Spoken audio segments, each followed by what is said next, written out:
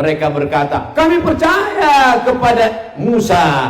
Mereka berkata, kami percaya kepada Isa. Maka turunlah ayat, qul, katakanlah, in kuntum tuhibbunallah, kalau memang kalian cinta kepada Allah, fattabi'uni, ikuti aku. Maka puncak iman adalah mengikuti Nabi Muhammad sallallahu alaihi wasallam. Nabi Muhammad sallallahu alaihi wasallam diperjalankan minal masjidil haram ilal masjidil aqsa. Dalam surat An-Najm, naik ke Sidratul Muntaha. Tidak sampai satu malam, pulang lagi ke Makkah Al-Mukarramah. Abu Jahal, Abu Lahab, Abu Sufyan yang belum masuk Islam, semua abu-abu yang ada di kota Makkah itu mendustakan perjalanan itu. Tidak mungkin. Mereka perintahkan, hai Muhammad, kalau memang benar engkau Isra Mi'raj, angkat kakimu sebelah. Nabi angkat kakinya sebelah.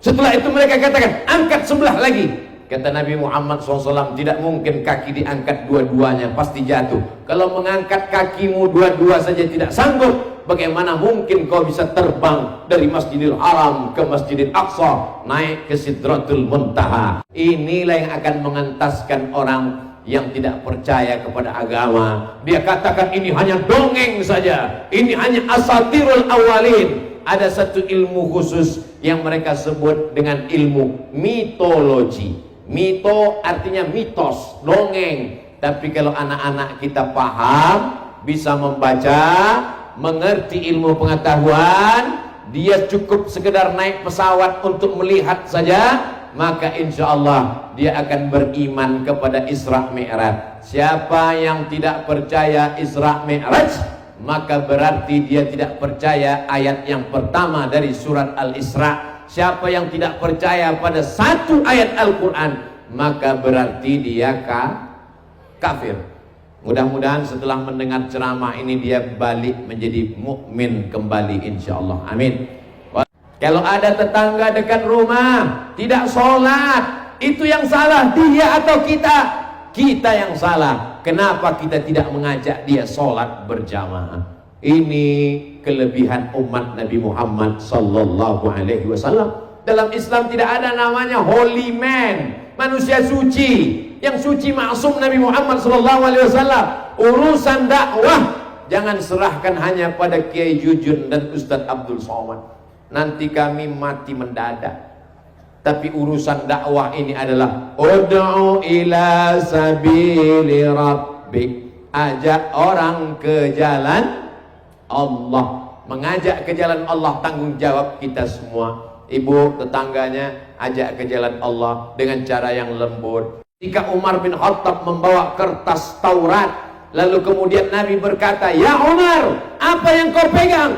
Umar menjawab, ini Taurat ya Rasulullah. Lalu kemudian Nabi mengambil dan menyobeknya. Lau kana Musa hayyan ma wasa'ahu illa ayat tabi'ani. Seandainya Musa hidup, dia pasti akan mengikut aku. Makanya Nabi Isa berkata, akan datang Nabi setelah aku nanti, ya'ti mim ba'dismuhu Ahmad. Akan datang Nabi setelah aku, dia bernama Ahmad. Di langit, di antara malaikat, dia terkenal dengan nama Ahmad. Di bumi, di antara manusia, dia terkenal dengan nama Muhammad. Lalu kemudian Nabi Muhammad SAW pun dibawa naik. Dalam perjalanan itu macam-macam dilihat oleh Nabi Muhammad SAW. Lalu kemudian Nabi melihat ada seorang yang kukunya panjang dari besi. Dia cakar wajahnya. Lalu kemudian, siapa ini wahai Jibril? Inilah orang yang suka mengolok-olok. La talmizu anfusakum. Jangan kamu ejek dirimu, jangan kamu olok-olok dirimu. Mana ada orang mau mengejek dirinya sendiri? Mana ada orang mau mencakar dirinya sendiri? Ketika engkau mengejek temanmu, mengejek tetanggamu, mengejek saudaramu, maka sesungguhnya engkau sedang mengejek dirimu sendiri. Karena tetanggamu, saudaramu, kawanmu, sahabatmu adalah cerminan dirimu.